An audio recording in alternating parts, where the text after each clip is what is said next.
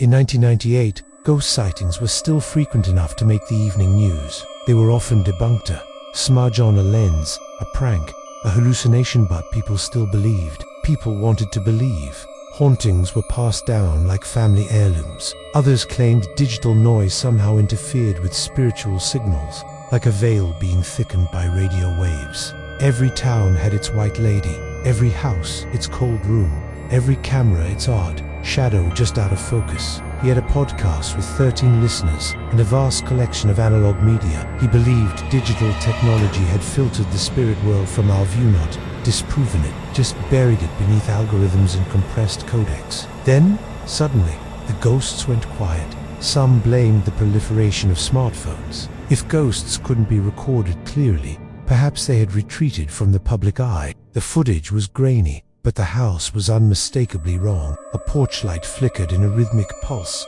almost as if trying to speak. Whatever the reason, ghosts drew, chilling, until Caleb found the and on the third watch, someone looked out from an upstairs window. Caleb Hart was an archivist by day, conspiracy theorist by night. So when the estate of a recently deceased paranormal investigator offered up boxes of tapes, Caleb drove 6 hours and paid cash. He watched them in his basement, in the dark, on a static humming CRT. He'd modified to remove any trace of digital circuitry. He paused the tape and rewound. But the frames were not the same.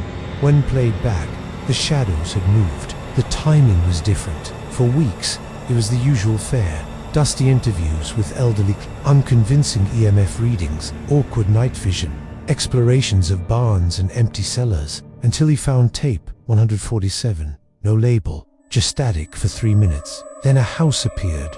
Its windows blinked, not reflected light blinked, as if they were eyes. Shadows moved inside before doors opened. Caleb watched, hypnotized. The house shifted subtly, like it was breathing. He recorded it digitally to compare, but the digital version was clean, normal, static. Just a house, only the VHS showed the horror. And on the third watch, someone looked out from an upstairs window. Caleb became obsessed.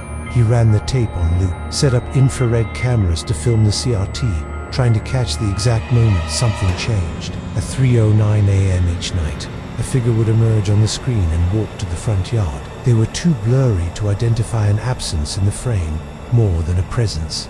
And each night, they took a step closer to the camera. On the 7th night, Caleb saw himself on the tape, watching the screen in real time, from the basement. On the 8th, the figure stood behind him. He sent clips to his podcast listeners. No one saw what he saw. Just static, one said. Maybe burn-in from a different tape. He posted it on Reddit, YouTube, TikTok. Still nothing. The digital world filtered the ghost. Only analog showed it. That was the truth he'd always suspected, and that truth was following him. His mirrors fogged even when the air was cold. All televisions turned on by themselves. Static whispered his name. It wasn't there. Only a scorched foundation remained, dated 1974. The house had burned down. No survivors. But the tape was made in 1992.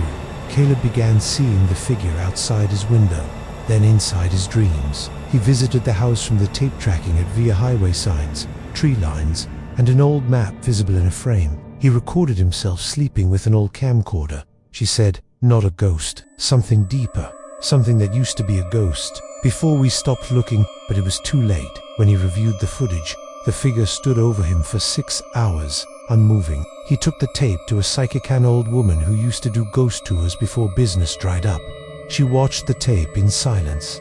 We're the haunt now. Our world, full of cameras, eyes, data.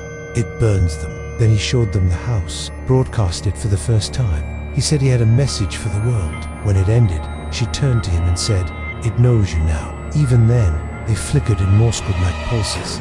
He deciphered some of it. Radios screamed.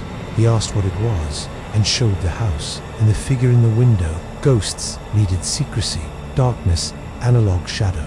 The digital age was killing them not out of disbelief, but by exposure. Caleb's devices stopped working unless they were analog. You see, US Dantes share the feed, we die if they look. He understood then. The more people saw ghosts, the weaker they became. By trying to prove they existed, humanity had starved them of existence. And now, the feed wanted privacy again. Caleb stopped uploading. He stopped sharing. Caleb's last podcast episode aired on Halloween. It was a live analog stream he used a hacked shortwave radio tower. "We didn't stop seeing ghosts," he said. "We made them afraid of us." People laughed at first. Then the static came. Phones fried. Screens flickered. And just for a moment, every analog TV in the country, every old CRT in an attic or basement turned on. Since that night, the world changed. VHS sales on eBay exploded. People began hoarding analog equipment. Those who watched the feed began reporting strange phenomena: mirrors warping, whispers in static, shadowy figures in reflections. But only in analog. Digital footage remained clean, as if something actively scrubbed the ghosts from pixels. The algorithm had become a guardian not of truth, but of safety. Some say Caleb still broadcasts, trapped in a recursive analog signal, forever showing the house. They call it the dead feed. And if you see it, don't look for long, because the ghosts are watching you now. They've learned from us, and they want their world back.